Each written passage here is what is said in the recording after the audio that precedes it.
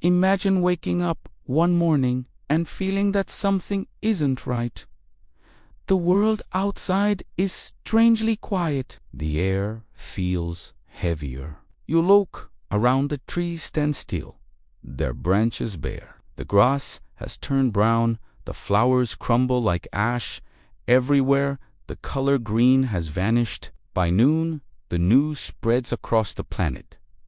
Every plant on earth has died. Forests, gardens, crops, all gone in less than a day. The Amazon, once overflowing with life, now just dust and silence. No one knows how or why, but one truth becomes clear fast. Life, as we know it, is over. At first, people can't believe it. Some think it as temporary, maybe a disease, maybe climate shock, but as hours pass, something feels deeply wrong. The earth itself seems to stop breathing. Plants are the oxygen engines of the planet. Through photosynthesis, they take sunlight, water, and carbon dioxide and create the oxygen we breathe. They are quiet machines that power everything alive. Without them, the system immediately begins to break.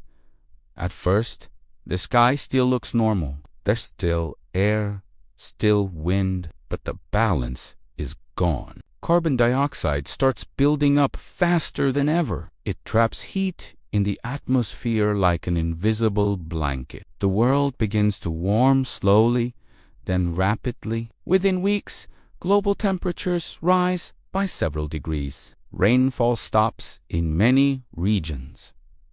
Rivers and lakes shrink. The soil, no longer held together by roots, starts blowing away with every gust of wind. Deserts spread. The air becomes dry and dusty. And that's just the beginning. The animal world collapses next. Herbivores starve within days.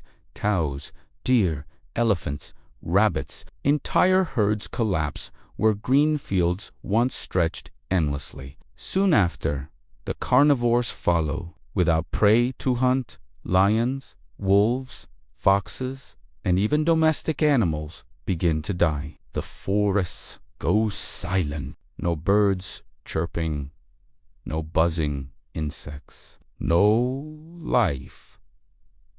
The extinction moves up the food chain faster than ever imagined. Even scavengers like vultures and hyenas fade away.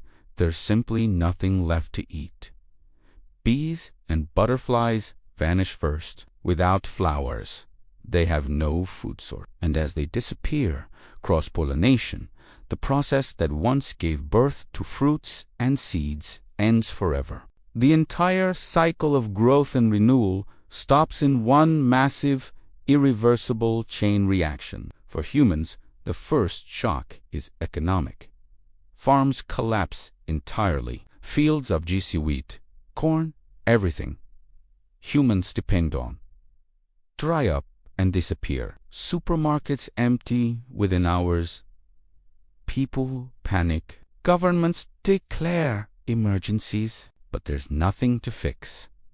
There are no new plants to grow, no seeds that will survive in poisoned soil. Food becomes the most valuable thing in the world. A single bag of grain becomes worth more than gold. Tension rises between countries as water supplies and food reserves run out. Famine spreads across continents. Even animals raised for food, like cows and chickens, die because they also depend on plants to live. The entire base of civilization, agriculture and livestock, crumbles in weeks. For the first time, humanity faces a truth it never wanted to accept. We were always entirely dependent on plants. Months pass. The earth feels different. The air gets heavier to breathe. Oxygen levels begin to drop little by little. People start to notice shortness of breath, faster fatigue, headaches. The fragile balance that kept humans alive for millions of years is fading. Fires burn longer and hotter because of the dry air and lack of humidity. The sky itself looks different.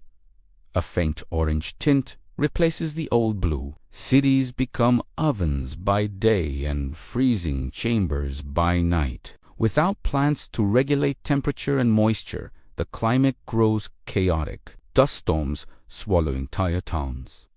Mega hurricanes reshape coastlines. Even the oceans begin to suffer. Phytoplankton, the tiny marine plants that live near the ocean surface, start dying too. They are responsible for ostrich, over half of Earth's oxygen supply. When they vanish, it's as if the planet loses its last breath. Fish die off quickly.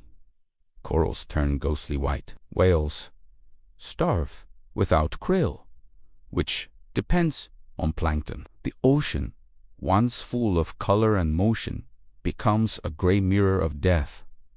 Without ocean life, Earth begins to smell like decay. The air tastes metallic. No rain falls, no forests stand, no seeds sprout. The entire planet becomes a lifeless machine, hot, silent, and suffocating. Centuries pass. The world has turned into a giant desert. Mountains are bare, rivers are mud, and the air is thin and dry. No trees, no grass, no sound, only wind sweeping across endless sand. Cities that once glowed with light are now buried under dust dunes.